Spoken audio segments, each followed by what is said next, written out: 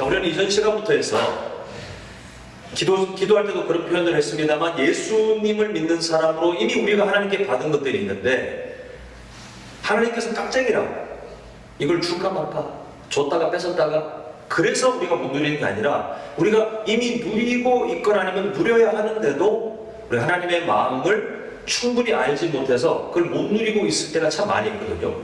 그 이번 기회를 통해서 그리스도인으로 살아가며 누리는 특권을 함께 지금 계속 보고 있는데 이전 시간 혹시 기억나십니까? 우리가 하나님의 뭘 받는 존재였죠? 사랑. 예, 사랑. 그게 가장 확실한 거기서 출발한다고 했습니다. 자, 우리 한번 세 가지 그 제목들 한번 기억을 하시면서 우리 마음에 한번 사실 저도 이거 준비하면서 이전에 맞아 이랬지라고 준비하면서 다시 하는 거지 우리가 뭐 대단한 사람이라고 저번 주에 배운 걸 다 기억하겠습니까? 그냥 이렇게라도 한 번씩 우리의 마음에 하나님께 주신 은혜들을 새긴다 이렇게 생각하시고 한번 반복해서 보겠습니다. 자, 하나씩 고백하겠습니다. 시작. 성도는 무조건적인 하나님의 사랑을 받고 사는 복된 존재입니다.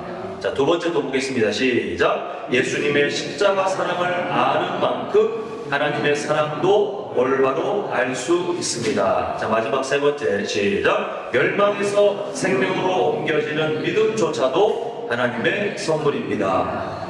하나님의 사랑에 대해서 우리가 수많은 고백들과 적용들을 할 수 있겠지만 우리는 이전 시간에 저런 것들이 하나님의 사랑과 관련된 영적 교훈이구나 라고 우리 함께 보았고 또 함께 우리가 묵상했습니다. 자, 그럼 오늘은 뭐냐 하면 하나님의 사랑을 받고 있다는데 그러면 어떤 관계로 받고 있는지 이미 다 제목으로도 받고 다 알고 계시는 신앙 고백이겠지만 우리 세 가지 제목을 함께 보겠습니다. 자, 먼저 첫 번째 제목을 함께 읽습니다. 시작. 하나님의 자녀가 된다는 것은 전적으로 하나님의 은혜로만 가능한 일입니다. 지금 이 제목에 다 동의하십니까? 그렇죠. 우리 성도님들은 이미 다 이걸 알고 계세요. 자, 여기서 관련된 것들을 좀 보기 전에 이미 아시는 것처럼 요한복음 1장 1절을 보면 태초에 말씀이 계시니라 태초에 로고스가 계시니라 말씀으로 번역됐지만 실제 요한이 하고 싶었던 말은 우주의 근본을 경험한 거예요. 예수 그리스도. 그 우주의 근본, 그때 당시 사람들의 문화상에 우주의 근본이 뭔가를 막 연구하며 철학적으로 막 연구했는데 내가 그분을 만났어. 그분이 육신으로 이 땅에 오셔서 그분이 백성들을 찾아왔지만 아무도 그분을 깨닫지 못하고 거절하였어. 이게 우리가 지금 오늘 본 12절 그 직전까지의 내용이에요. 자, 그렇게 절망적인 로고스, 우주의 근본이신 분이 이 땅에 육신으로 오셔서 구원자로 오셨는데 그렇게도 뭐 죄인들은 그 죄로 가득한 세상을 둘째치고 메시아를 기다리는 유대인들도 예수님을 몰라봤잖아요. 그 안타까운 자리에 하나님께서 선언하시는 엄청난 그런 진리가 오늘 본문을 읽었던 12절입니다. 우리 다시 한번 보겠는데요. 자, 그런 배경을 기억하시면서 아무도 하나님의 백성이라고 자신만만했던 유대인들조차도 실제로는 왕이신 창조주이신 예수님을 알아보지도 못하고 거절했어요. 근데 하나님께서 선언하시는 그 말씀 보시는 것처럼 영접하는 자, 곧 그 이름을 믿는 자들에게는 하나님의 노예가 되는 이 아니라 뭐라고 됐죠? 하나님의 자녀가 되는. 이걸 사실 우리는 이미 알고 있지만 유대인들이 보기에는 충격을 받을 단어잖아요. 하나님의 자녀. 야, 무슨 하나님의 자녀. 근데 하나님께서 이미 그렇게 선언해 버리셨어요. 자, 이 지금 보고 계시는 말씀을 뒤에서 거꾸로 한번 그냥 하나씩 훑어보자면 하나님께서 어떤 사람들에게 하나님의 자녀가 된다는 이게 참 사실 우리가 체감이 잘 안 되는데 그냥 믿음으로 받아들이지만 하나님의 자녀가 된다는 게 정말 대단한 일인데 우리는 그걸 다 이해를 못하는 것 같아요. 아무튼 그 엄청난 권세를 주셨는데 여기서 말하는 권세는 우리가 뭔가 엄청난 기적을 뿌리고 다니고 그 권세가 아니라 하나님의 상속자로의 권리를 말해요. 권리, 법적인 권리. 하나님께서 허락하신 권리를 말하는데 이 권리는 그냥 주어지는 게 아니라 어떤 자들에게요 12절 처음에 있는 것처럼 예수님을 영접하는 사람, 예수님의 이름을 뭐하는 사람이요? 믿는 사람이라고 말하고 있습니다. 자, 근데 여기서 우리가 오해할 법한 것이 있는데 그 다음 13절에 하나님이 그것마저도 없애버리십니다. 자, 13절 한번 보시면 이렇게 말하죠. 이는 혈통으로나 육정으로나 유대인들이 갖고 있던 생각이 뭐냐면 우리는 아브라함의 후손으로 그 전통을 따르고 율법을 따르고 할례를 받고 성전도 있고 그래서 우리가 이스라엘이기 때문에 우리는 구원받아. 그 구원받게 되는 조건을 자신들이 갖고 있는 혈통, 전통 이런 것 때문에 구원받아. 우리는 그래서 하나님과 하나님의 백성이야. 선민 사상이 있었지만 아니잖아요. 아니라고 말씀하고 계시는데 미련하게도 그걸 깨닫지 못했어요. 자, 그러면 우리가 혹시 빠질 수 있는 위험, 내가 예수님을 믿기로 결정했어. 내가 교회를 다니기로 결정했어. 그렇게 생각하는 분들이 진짜 많거든요. 내가 그렇게 한 거야 라고 생각하는데, 자, 중간에 보시면 사람의 뜻으로 나지 아니하고, 하나님의 자녀가 되는 사람들은요 사람의 뜻으로 지금 아니래. 하나님께서 하시는 말씀, 네가 믿는다고 결정한 게 아니에요. 근데 마지막에 뭐라고 됐어요? 오직 누구로부터요? 하나님께로부터 난 자들. 우리는 이걸 다른 표현으로 이미 많이 반복해서 우리가 고백했죠. 창세 전부터 우리를 구원하기로 하나님이 뭐 하셨다고 그랬죠? 작으로 시작하는 말, 작정. 네. 하나님의 구원 계획, 그렇게 하기로 작정하신. 우리가 하나님께 막 로비를 해가지고 하나님 제가 사는 동안에 헌금을 얼만큼 하고 헌신을 얼만큼 하고 뭐 전도를 몇 명 할 테니까 제발 좀 저를 이렇게 하나님과 뭔가 적절하게 계획을 세우면서 거래를 한 게 아니라 하나님과 원수된 존재였잖아요. 원래 성경의 가르침을 보니까 하나님과 원수된, 적극적으로 하나님을 거부했다. 우리 원래 상태.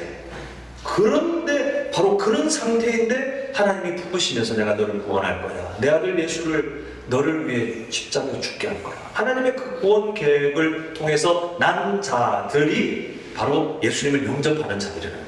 자, 12절에서 마치 잘못 이해하면 그렇게 내가 어떤 행위를 하면 내가 하나님의 자녀가 되는 거구만, 이렇게 무게가 실리지만 13절에서는 그게 아니라고 말씀하면서 오직 그것도 뭐라는 거예요? 하나님께로부터 난 하나님의 은혜로 주어지는, 전적인 은혜로 주어지는 것이다, 이렇게 말씀을 하고 있습니다.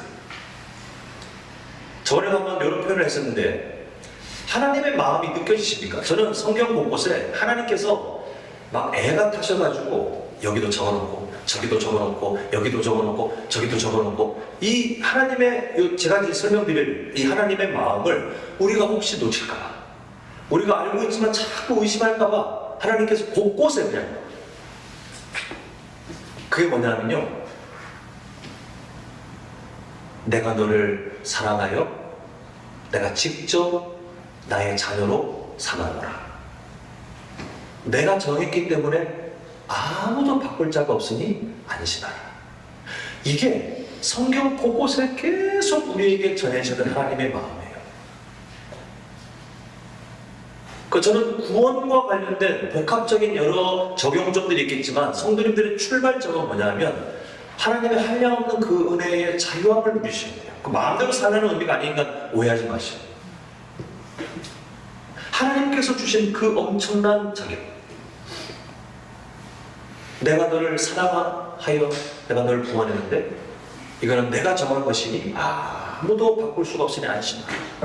근데 하나님께서 그렇게 하신 이유는요, 우리가 빠질 수 있는 두 가지 함정을 우리에게서 막아주시기 위해 하나님께서 그렇게 전적인 은혜로 구원이 이루어지도록 하셨는데, 첫 번째가 뭐냐면 교만에 빠져 살게 되는 삶이에요.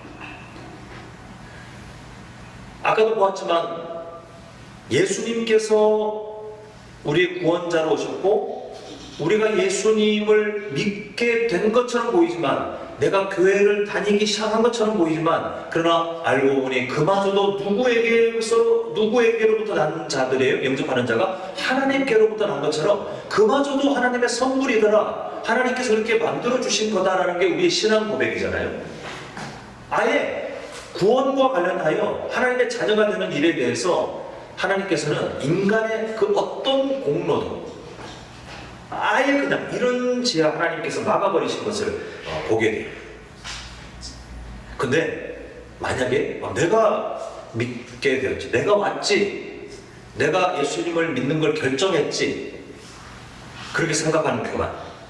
아니면 내가 누구보다는 지금 내가 신앙생활을 좀 하지, 내가 지금 누구보다는 성경을 좀 많이 읽고 있지, 내가 누구보다는 예배를 참석 잘하지, 내가 누구보다는 헌신을 많이 하지, 내가 누구보다는 헌금을 많이 하고 있지, 등등등등, 내가 누구보다는 이라고 생각하는 그 교만에 빠지잖아요. 그러면 10종 8구 어떻게 되냐면 감사가 삶에서 사라지기 시작해요. 왜냐하면 자기가 안 보거든요. 하나님의 은혜로 사는 삶이 아니기 때문에, 자신의 공로이기 때문에 감사가 점점 사라지게 되고, 그만큼 하나님 앞에 마음으로 삶으로 범죄하게 돼요. 그래서 하나님께서는 교만에 빠져 사는 삶이 되지 않도록 모든 것이 하나님의 은혜, 모든 것이 하나님의 은혜로만 되도록 구원을 딱 짜놓으신 거예요. 자, 두 번째 하나님께서 막아주시는 삶이 뭐냐면 불안으로 눈치 보는 삶입니다. 불안으로 눈치 보는 삶. 자, 이 함정은 안타깝게도 예수님 잘 믿으려고 하는 순수한 성도님들이 자주 빠지는데, 이건 워낙 자주 다뤘던 거라 그냥 간단하게 지나가자면, 늘 부족한 자신의 삶, 하나님 앞에 바로 살고 싶은데 의롭지 못하고, 하나님 사랑, 이웃 사랑이 성도에 마땅한 두 가지 축인데, 내가 보니까 하나님 사랑도 잘 못하는 것 같고, 그다음에 믿음을 버린 건 아니지만 돌아보니 말씀도 좀 잘 안 하는 것 같고, 기도도 잘 열심히 안 하는 것 같고, 예배 때도 뭔가 마음이 굉장히 감동도 없는 것 같고, 이웃사랑 말할 것도 없고, 그런 연약한 자신의 삶을 보면서 구원을 잃어버리지 않을까. 내 인생의 끝, 아니면 예수님이 오시는 그 마지막 날에 하나님께서 나 너 모르는데? 이렇게 나를 거절하지 않으실까. 그런 두려움과 불안, 아니면 하나님께서 내 삶에서 뭔가 뺏지 않으실까, 막지 않으실까, 이런 불안과 근심을 가지고 살도록 그렇게 악한 마귀가 거짓말할 때 그때 홀딱 넘어가요. 근데 하나님께서 왜 구원의 시작, 적용 다 모든 것들의 인간의 공로를 아무것도 안 넣냐 하면, 하나님의 은혜로 사는 삶인 것을 알아야 그런 불안에 빠지지 않기 때문에 그렇습니다. 만약 하나님께서 여기다가 내가 처음은 내가 너를 구원을 해주긴 하는데, 그래도 네가 잘 사는지 안 하는지 내가 확인을 해야 되지 않겠냐. 너 그 다음에 내가 너를 부르는 그날까지 네가 얼만큼 내 말씀을 열심히 읽고, 얼만큼 기도하고, 얼만큼 회개하고, 얼만큼 봉사하고, 얼만큼 전도하는지 내가 가만히 지켜보면서 점수를 매기다가 좀 되면 내가 구원할 것이요, 근데 영 아닌가 싶으면 나는 너를 버릴 것이야 라고 하신다면, 성도님들 무슨 감사가 삶이 되겠어요? 맨날 실적에 쫓기는 직장인들처럼 하나님 눈치 보면. 근데 그게 초대교회 성도들을 어지럽혔던 거짓 교사들의 헛된 신앙이잖아요. 하나님이 정말 싫어하시는 거예요. 요즘 사람들이 하는 말로 하면 극혐, 아주 혐오하는, 하나님께서 싫어하시는 게 그런 마치 거룩한 삶을 가르치는 것 같지만 결국은 하나님이 다 하신 건데, 그걸 마치 인간이 떠받들고 인간의 열심으로 그걸 유지하고 그렇게 구원을 이어가는 것처럼 하나님이 하신 일을 깎아먹으면 정말 나쁜 생각이 바로 그거예요. 이렇게 헛된 교만도 헛된 불안도 하나님은 우리에게 허락할 마음이 전혀 없으신 거예요. 그래서 구원의 시작, 구원의 적용, 그 모든 것들에 인간의 공로는 단 하나도 넣지 않고 무조건 그냥 하나님의 은혜. 나중에 우리가 천국 갔을 때 하나님께서 우리에게 칭찬하시며 우리의 지난 삶을 하나님께서 생각해 주실 때, 그때 내가 그래도 그때 누구보다는 좀 했지, 이런 말을 할 수 없는 게, 그 시점 가면 무조건 어떤 고백이 되냐면, 하나님, 우리 요한계시록에서 봤잖아요. 면류관을 벗어 내려놨던 그 장로들의 모습처럼, 하나님, 제가 한 거 아무것도 없어요. 돌아보니 다 하나님의 은혜였습니다. 이게 우리를 온전한 성도로 만드시는 하나님의 구원 계획에 다 포함되어 있는 것입니다. 이 사실을 믿으셔요? 자, 그러면 보세요. 화면 보여주세요. 이렇게 신앙 고백하시죠. 자, 한번 읽어보겠습니다. 시작. 사랑할 것도 없고 불안해할 것도 없고 모든 것이 하나님의 은혜이다. 이게 언제까지요? 영원히. 이 신앙 고백은 영원히 흔들리시면, 이거 흔들리면 악한 마귀가 그 흔들리는 틈을 치고 들어가서 성도님들이 교만하게 빠지거나 아니면 불안에 빠지게 해서 그 둘 다 하나님이 원치 않는 삶인데 거기에 빠져서 결국은 감사가 무너지며 바르게 살지 못하는 병든 성도로 살게 만드는데 절대 그러시면 안 돼요. 뭐 할 것도 없다고요? 자랑할 것도 하나 없고 또 뭐 할 것도 없어요? 불안할 것도 없어요. 너무 감사하게도 모든 것이 하나님의 은혜입니다. 우리가 이렇게 살아가시기를 간절히 소망합니다. 자, 다음 두 번째 제목 함께 읽겠습니다. 시작.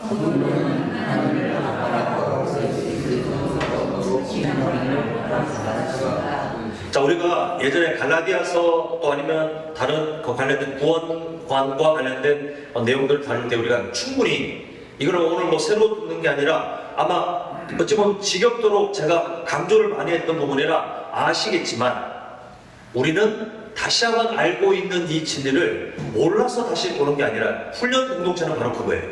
몰라서 배우는 게 아니라 알고 있지만 다시 마음에 새겨요. 내가 정말 그렇게 살고 있는지 다시 확인하는 그런 기회인데 이 내용도 마찬가지예요. 성도님들께서 예전에는 아바 아버지라고 번역됐던 그 아람어가 아빠인데 말씀드렸죠? 예전에 성경을 번역하신 분들이 이상하지 않습니까? 성경은 그렇게 아빠라고 되어 있는데 우리가 어떻게 하나님을 아빠라고 불러? 그걸 감췄어요. 이전 개혁 한글, 이건 우리가 보고 있는 개혁 개정, 개혁 한글 버전까지는 그 번역하신 목사님들이나 신학자분들이 저는 그것도 상당한 교만인 것 같아요. 하나님은 우리에게 아빠라고 아예 성경 본문을 원어를 그렇게 주셨는데 우리가 어떻게 무슨 하나님을 아빠라고 생각해? 아바라고 아람어로 포장을 해놨지만 그게 아니라 개혁 개정은 이제 다시 돌아왔거든요. 우리가 지금 요즘 보고 있는 성경은 버전이 돌아왔는데 그게 하나님께서 우리에게 자녀라는 그 복된 삶을 주셨는데 그게 뭐 어느 정도까지인지 이해를 하려면 이걸 꼭 이해하셔야 되는 거예요. 자, 우리 이전 시간부터 한번 흐름을 보면 하나님께 사랑받는 존재입니다. 와, 우리가 하나님께 사랑을 받는 존재라고요? 근데 오늘 뚜껑을 열어봤더니 우리가 하나님의 애완동물 아니면 하나님의 노예, 하나님은 우리를 그렇게 사랑하시지 않겠다는 거예요. 하나님께서 우리를 사랑하시는데 그 사랑의 정도가 하나님께서 우리를 뭐라고 부르시는 거예요? 내가 너를 나의 아들로 딸로 사랑하노라. 하나님께서 우리를 자녀로 생각하시잖아요. 그러면 우리는 하나님을 어떻게, 우리는 하나님을 어떻게 이해해야 되는가를 하나님이 정해주셨다는 거예요. 자, 우리가 예전에 봤던 말씀이긴 하지만 로마서 8장 15절 한번 마음에 새기는 마음으로 함께 읽겠습니다. 시작.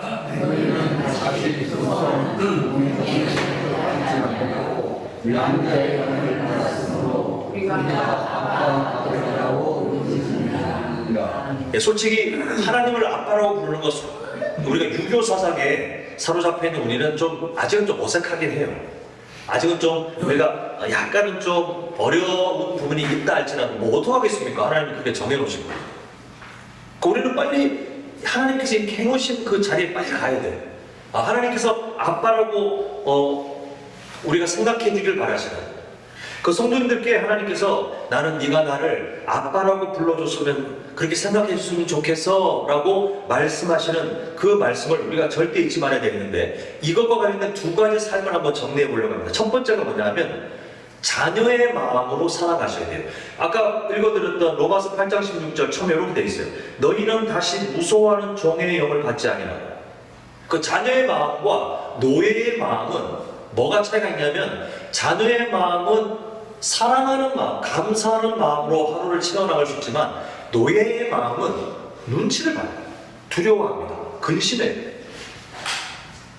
그러니까 우리가 갈라디아서를 통해 묵상했고 또 그 이후에도 성경 여러 곳곳을 통해서 하나님이 연결된 그런 말씀들을 통해 성도가 하루를 살아가는 그 하루의 동력, 그 엔진은 벌 받을까봐 덜덜덜 떨면서 빼앗길까봐 덜덜덜 떨면서 그렇게 하나님 앞에 바로 서려고 하는 게 아니라 그래서 버티지 못한다 그랬잖아요. 그걸 또 하나님은 가르치신 적도 없고 하나님께서 우리가 감사하는 마음, 내가 구원받은 사람이야.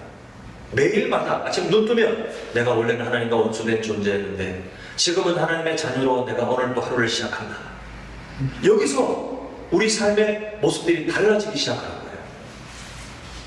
내가 혹시 오늘 또 뭘 잘못해서 구원을 빼앗기는 게 아닐까? 내가 오늘 또 뭘 잘못해서 내가 지금 기도하고 있는 그게 막히는 게 아닐까?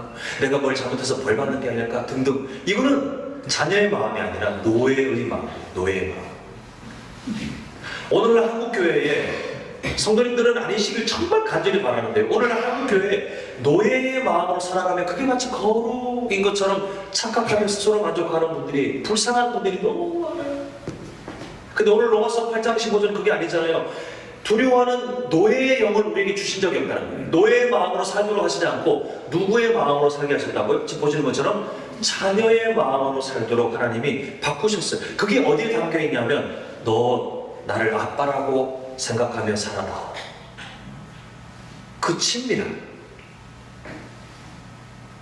구원받았음에 감사하는 삶은 거기서 출발해요. 내가 하나님을 아빠라고 부를 수 있게 되었다니. 뭔가 격식을 갖추고 내가 뭔가 삶을 다 뭔가 정리한 다음에 그때 이제는 내가 아빠라고 불러도 되겠지. 그게 아니라 내가 탕자처럼 있잖아요. 지금 도저히 내가 아버지 얼굴을 볼 면목이 없지만 이대로 굶어 죽지는 못하고 그냥 가서 종으로라도 살아야 되겠다. 갔더니 아버지에게 그 마음이 있어요. 종으로 그래, 오케이, 너 잘못한 거 반성하는 마음 내가 안다. 너 종으로 그러면 당분간 살아라. 그럴 마음이 전혀 없어.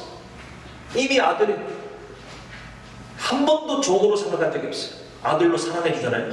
하나님께서 성도님들을 항상 만나 주시기를, 임마누엘 하나님으로 다 함께 동행하며 바라봐 주시기를, 대화해 주시기를 기다리고 있는데 뭔가 격식을 탁 갖추고 흠도 없는 삶을 다 만든 다음에 이제야 내가 염치 없이 하나님을 불렀던 그 삶에서 조금은 좀 당당하겠죠. 하나님은 그거를 우리에게 주신 적이 없어요. 연약해도 그냥 염치 없어도 가서 아빠 하고 안길 수 있는 삶. 그게 친밀함이에요. 그게 친밀함이에요. 이 삶을 우리가 살아갈 수 있기를 소망하고요. 자, 두 번째가 뭐냐면 우리가 하나님과의 그 친밀한 삶. 그러면 우리가 하나님을 아빠라고 부르며 살아가는 친밀한 삶이 우리 일상에 어떻게 드러나는지를 볼 때 가장 중요한 출발점이 뭐냐면 말씀 묵상과 기도의 시간이라고 지금 표현되어 있지만 이게 결국 하나님과 만나는 시간이거든요. 그 시간에 양이 점점 많아지는 거예요. 깊이가 더 깊어지는 게 그게 하나님과 더 친밀해지는 아주 좋은 열매 중에 하나예요. 뭐 그렇게 특별한 이야기가 아니거든요. 성도님들께서 지금 사회생활 하시면서 인간관계가 맺어져 있잖아요. 뭐 가족인 분들 다 포함해서 이해하셔도 될 텐데요. 잘 보시면 친밀한 사람과 친밀하지 않은 사람을 딱 이렇게 만약에 나눠본다면 뭐 어쩔 수 없이 우리가 그렇게 사람이 좀 나눠줄 수밖에 없잖아요. 우리 연약함 때문에. 나에게 친밀한 사람이 있고 나에게 친밀하지 않은 사람이 있을 때 이 두 부류 중에 누구와 더 시간을 보내십니까? 한번 돌아보면 뭐 당연한 얘기잖아요. 친밀한 사람과 더 시간 보내지 친밀하지 않은 사람과는 시간 보내는데 불편해요. 아니 시간을 아예 안 보내는 사람도 있죠. 또 깊이 만나는 그 대화의 주제나 이런 것들 깊이 마음을 나누는 것도 친밀하지 않은 사람과는 깊이 있는 걸 아예 우리는 시도도 안 해요. 그런데 친밀한 사람하고는 내 속 깊은 고민도 얘기하고 그렇게 깊이 있는 대화들이 이어져요. 사람과의 관계가 그런 것처럼 하나님과 우리 사이도 마찬가지예요. 하나님과 우리가 더 친밀해진다는 것은 내 느낌으로 되는 게 아니에요. 아, 오늘은 내가 좀 친밀해진 것 같아. 그런 착각. 우리가 하나님과 더 친밀해지느냐, 그 삶은 하나님과 지금 내가 만나고 있는 일상 속에 하루를 단위로 봤을 때 하나님과 만나는 시간의 양이 늘어나고 있느냐, 줄어들고 있느냐로 판단할 수 있어요. 성도님들께서 이렇게 공적인 예배 드리는 거 빼고요. 이거는 빼고 일상 속에.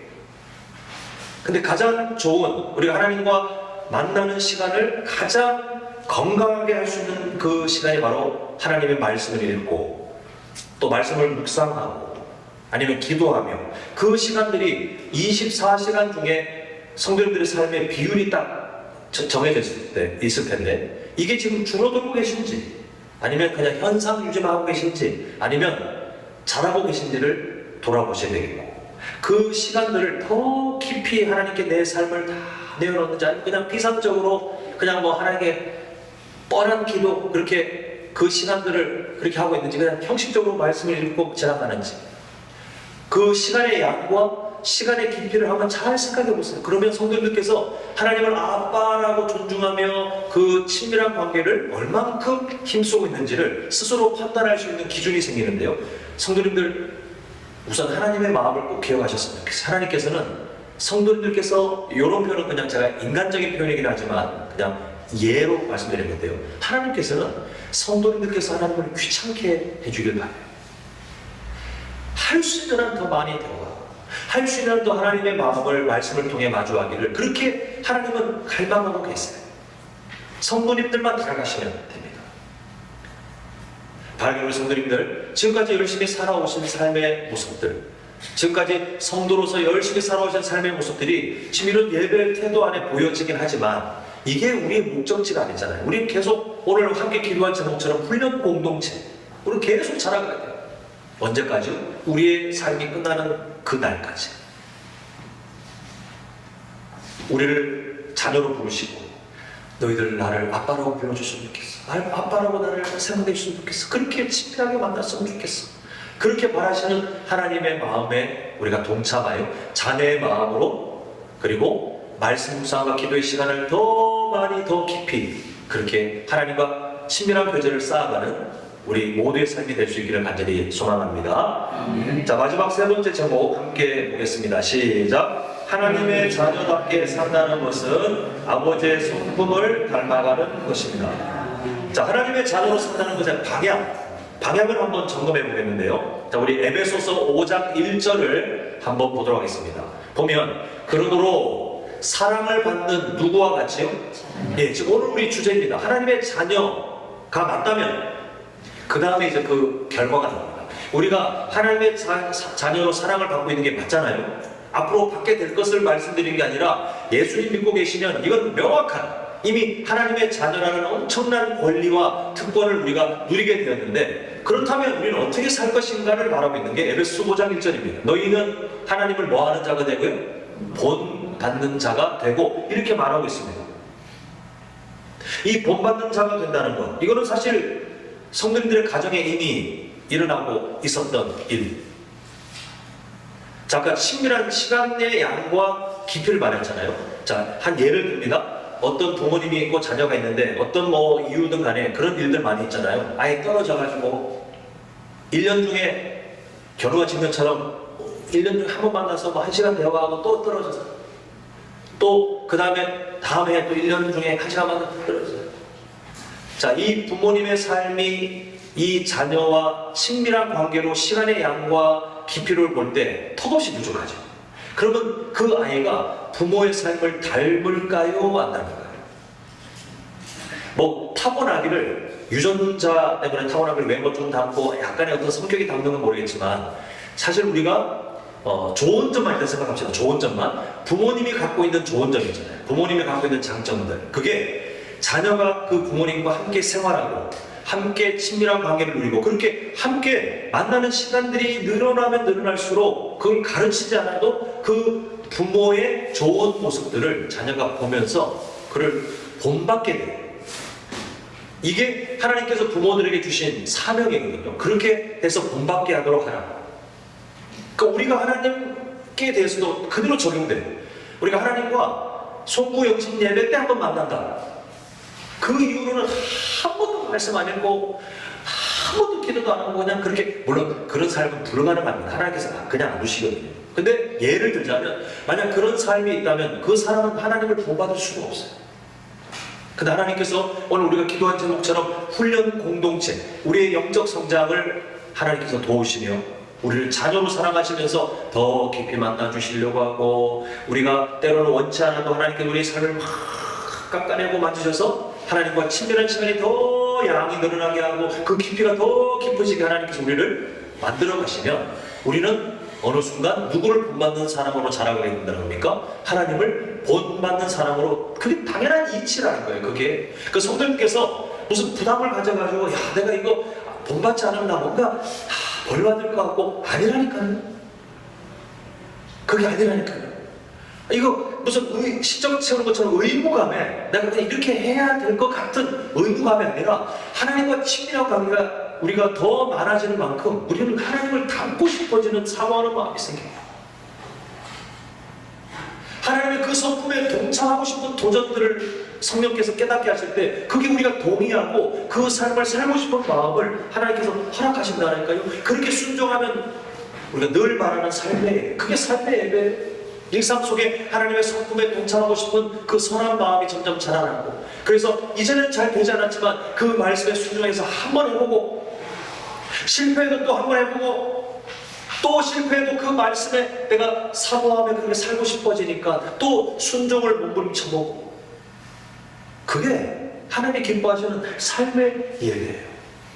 자, 그렇다면 하나님의 성품을 닮아가는 것이 하나님의 자녀의 당연한 삶의 열매, 그 친밀한 관계가 많아지면 많아질수록, 깊어지면 깊어질수록 그 삶의 당연한 그런 열매들이 나타나게 되고, 그게 우리의 성장이거든요. 그럼 그게 뭐냐? 다양한 표현들이 있겠지만 성경은 아주 명확하게 짧은 한 문장으로 정의하는데, 그게 바로 에베소서 5장 1절을 보았잖아요. 그 다음 절인 2절 상반절입니다. 함께 읽겠습니다. 시작. 그래서 우리를 사랑하시는 것 같이 우리도 사랑 가운데서. 자, 우리 아빠 되시는 하나님의 성품을 한마디로 확 모아가지고, 우리 성도님들 중에도 그런 분들 계시겠지만, 예를 들었어요. 막 밭에 깨를 키워가지고 그 깨를 다 수확한 다음에 방앗간 갖다 줘가지고 기름 짜주시고, 깨 해서 짜면 무슨 기름이 나와요? 참기름, 고소한 참기름 나오는 것처럼 하나님의 성품, 하나님께 사신 애들을 다 모아다가 쥐어짜면 두 글자가 나오는데, 화면에 지금 보이시는 여러 단어들, 그 반복되는 단어 뭐예요? 사랑. 아빠 되시는 하나님의 성품은, 하나님은 그래서 사랑이시라, 그 말씀이 나오잖아요. 하나님의 성품, 이런 성품 저런 성품, 우리가 다양한 성품들을 말씀에서 발견하겠지만 그 모든 출발점은 사랑. 그래서 하시는 말씀이 그거예요. 그리스도께서 너희를 사랑하신 것 같이 하나님께서 성도님들을 향한 사랑을 이걸로 확증하셨느니라 라고 하셨잖아요. 그 이걸로가 예수님의 십자가의 죽으심이잖아요. 즉 그리스도께서 너희를 사랑하신 것 같이에 성자 예수님의 사랑만 붙어있는 게 아니라 그것을 통해 증명하신 하나님의 사랑, 아빠 되신 하나님께서 자녀이신 성도님들을 얼만큼 사랑하시는지를 증명하셨잖아요. 그 다음에 초청하시는 자리가 뭐냐면, 너희도 그 하나님의 아빠 되시는 하나님의 성품처럼 어디에서 행하라? 사랑 가운데서 행하라. 이게 성경이 우리의 성장을 위해서, 우리의 복된 삶을 위해서 끊임없이 초청하고 계시는 하나님의 음성이에요. 오늘날 우리가 살고 있는 이 세상은 뭘 가르치냐면, 너의 이익을 위해 끝까지 싸워라.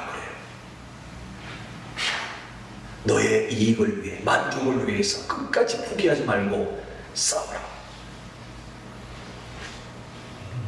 오늘날 젊은 아이들의 가치관들이 그렇게 돼요. 물론 그게 생각해보면 그 전에 어떤 여러 요소들이 계속해서 이어져서 지금 이 사회 현상이 일어났지만, 결국은 이 세상이 끊임없이 아이들을 유혹하고 그 안에 깔려있는, 그렇게 동조했던 부모님들의 영향력까지 다 포함한다 할지라도 그게 뭐냐면, 너의 이익을 위해 끝까지 포기하지 말고 싸워라.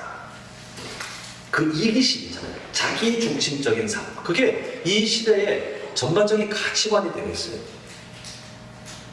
근데 문제는 예수님 믿는 사람들도 이 세상의 가치관에 물들지 않을 수가 없거든요. 이제 장마철 점점 이제 다가오면, 나중에 다가오면 비 오면 성도들 나가셔서 걸어보십시오. 아무리 재빨라도 성도님들께서 나가서 들어오는 순간 이미 옷은 그 빗방울에 젖어 있잖아요. 때로는 안개처럼 빗방울이 잘 안 보여도 그래도 가까우면 젖어 있잖아요. 세상이 그래요. 우리가 세상에서 살고 있는 한 안 젖을 수가 없어요. 근데 이 세상의 가치관은 그거예요. 이익을 위해서 끝까지 싸우라. 포기하지 마라. 너 바보 되지 마라. 너의 자존심을 지켜라. 너의 감정에 충실해라. 이게 지금 우리가 살고 있는 이 시대의 가르침이에요. 그 가르침을 가지고 가정에서 살아보십시오. 그 가르침에 충실해서 교회 사무소로 살아보십시오. 그 가르침을 가지고 세상에서 살아보십시오. 어떤 일들이 나오면 가정이 평안하지 않고 항상 다툼이 있어요. 교회 서로 하나 되는 게 아니라 서로 상처, 서로 미움 이런 것들이 막 곳곳에 숨어 있어요. 시험도 당하대요. 세상 속에 교회 성도로서 보여야 될 선한 모습들이 없고 오히려 손가락질 당하는 그런 악취를 드러내요.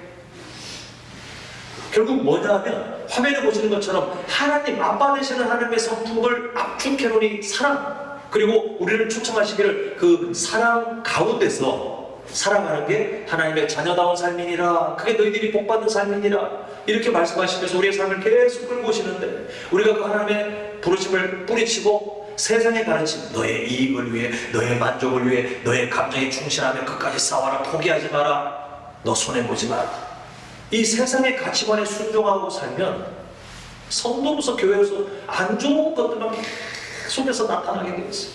하나님은 우리를 그냥 두실 마음이 없어요. 포기한 인생이 아니기 때문에 하나님께서는 끝없이 우리에게, 어찌 보면 이 시대의 시각으로 보면 고리타분한 말이잖아요. 사랑, 사랑. 다른 사람을 섬기고 사랑하는 거 되게 멋없지 않아요? 미련하고 손해보고 전혀 도움 안 되는 것 같고. 근데 하나님은 계속해서 부르시는 거예요. 네가 내 자녀이니까, 내가 사랑하는 아들이요 딸이니까, 내가 너를 살리려고 내 아들 예수를 기꺼이 십자가에 던져 저주를 받아 죽게 했으니 너희들은 나를 언제든지 아빠라고 불러도 되는 친밀한 관계이니 사랑 가운데서 그게 너희들이 살 길이다. 하나님의 자녀로 사는 방향은 딱 그냥 그거예요. 사랑. 다른 사람이 뭐 어떤 거 생각하지 마십시오. 그거는 마귀가 던지는 유혹이에요. 항상 우리가 뭔가 순종하려고 하면, 관계에서 있어서 순종하려고 하면 항상 딱 걸리는 장이, 우리 저 사람이 나한테 어떻게 했는지가 딱 떠오르거든요. 근데 그거 마귀가 끝까지 방해하는 그런 유혹이에요. 우리가 하나님의 자녀로 살아가는 것, 예수님의 십자가 사랑을 통해 우리를 그렇게 사랑하신 아빠 되신 하나님께서 우리에게 그렇게 간절하게 부르시는 거잖아요. 하나님을 닮아 사랑으로 사는 삶. 한번 여쭤보고 싶어요. 이미 알고 계시는 내용이잖아요. 아까 처음에 이미 도입에서 말씀드린 것처럼 한 번도 못 들어본 얘기가 아니라 이미 알고 있지만, 원래 훈련 공동체는 알고 있는 것도 다시 한번 듣고 우리 자신을 돌아보는 기회를 삼는 게 또 그 성장의 한 차례인데, 한번 여쭤보고 싶어요. 하나님께서 그토록 성도들을 향해 사랑하는 아들아, 사랑하는 딸아, 나의 자녀들아, 내가 너희들에게 베푼 사랑처럼 너도, 이 말씀 인용하자면요, 사랑 가운데서 살아가지 않겠니? 뭐라고 대답하실 거예요?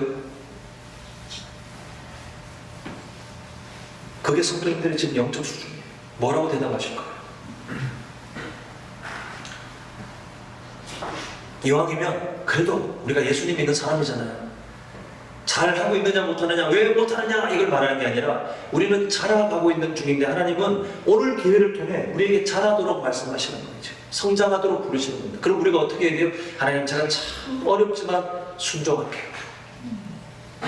참 잘 안 되는 일이지만 저를 사랑하신 아빠 하나님의 그 성품을 닮아 제가 다시 한번 힘을 낼게요. 이게 오늘 우리의 마음이어야 돼요. 동의하십니까? 아멘. 자, 그렇다면 우리 옆에 앞뒤에 계신 분들 한번 보십시오. 제가 알려드리는 말 그대로 우리 다 동의하셨으니까 약속하는 겁니다. 자, 저를 보지 마시고 한번 서로 보십시오. 저 보시면 저는 기분이 좋은데, 예, 일단 옆에 분들, 앞뒤에 분들, 자 보시면서, 자 눈을 딱 마주치시면서 이렇게 말합니다. 제가 먼저 사랑하겠습니다. 제가 먼저 자, 먼저 제가 먼저 섬기겠습니다. 그게 지금 말씀하신 그 마음가짐이 출발점이에요. 하나님의 성품으로 사랑하는 출발점. 제가 먼저 사랑하겠습니다. 제가 먼저 섬기겠습니다. 그럼 누가 기뻐하시는 거예요? 하나님이 기뻐하시는 거예요. 이제 말씀을 맺겠습니다. 오늘 우리는 하나님의 사랑을 받은 자라고 저번 주에 봤는데, 그 사랑이 그냥 사랑이 아니라 자녀, 아빠라고 부를 정도의 엄청난 친밀함과 자유. 근데 그게 그냥 끝이 아니라 이 세상을 살아가며 그 하나님의 성품으로 살 수 있는 그 은혜를 우리에게 숙제를 주신 게 아니고 그렇게 살도록 하나님 계속 돕고 계시거든요. 내가 뭐라고 나를 그렇게 살도록 도우시다. 오늘 우리는 그런 은혜를 살펴봤습니다. 자, 다시 한번 우리 마음에 한번 새겨보는 마음으로 제목만 한번 쭉 보겠습니다. 자, 첫 번째 시작. 하나님의 자녀가 된다는 것은 전적으로 하나님의 뭐로만요? 은혜로만. 그래서 뭐 두 가지 조심하자고 그랬죠? 교만한 삶, 불안한 삶. 그 두 가지 우리가 조심하자 이렇게 했습니다. 자, 그 다음에 두 번째 있습니다. 자, 시작. 성도는 하나님을 아빠라고 부를 수 있을 정도로 친밀함을 허락받았습니다. 자, 두 가지 기억하죠. 누구의 마음? 노예의 마음, 자녀의 마음. 자녀의 마음. 그 다음에 그 친밀함을 뭐로 표현한다고 그랬죠? 시간의 양과 시간의 뭐요? 예. 하나님과 만나는 그 시간의 양, 시간의 깊이로 친밀함이 증명되니까 이전보다 더 하나님과 만나는 시간을 더 늘려가시고 그 시간도 깊이 더 묵상하시고 하나님과 깊이 기도하시면서 그렇게 교제하자 이렇게 했습니다. 자, 마지막 세 번째. 자, 시작. 하나님의 자녀답게 산다는 것은 아버지의 성품을 닮아가는 것입니다. 자, 하나님의 성품을 방앗간에 넣어서 짰더니 뭐가 나온다고 그랬죠? 두 글자. 사랑. 그래서 에베소서 5장 2절 어디 가운데서 행하라? 사랑 가운데서 행하라. 우리가 누구기 때문에요? 하나님의 자녀이기 때문에 그거는 숙제가 아니라 하나님께서 우리를 초청하시고 우리가 그 삶을 살도록 이미 성령 하나님을 통하여 돕고 계시는 하나님의 또 하나의 은혜의 자리라는 것입니다. 이 거룩한 권리, 하나님의 자녀로 살아가며 이 삶들을 누릴 수 있는 거룩한 권리는 절대 우리의 힘으로 얻어진 것이 아니라는 사실을 기억하셔서 앉으나 서나 그 노래 가사 끝나면 떠오르신 거죠. 앉으나 서나 하나님의 은혜. 하나님의 은혜. 하나님의 은혜밖에 없다. 이건 우리의 변치 않는 고백입니다. 그 고백 안에서 우리가 앞으로도 하나님의 자녀다운 삶으로 함께 우리가 자라갈 수 있기를 간절히 축원합니다.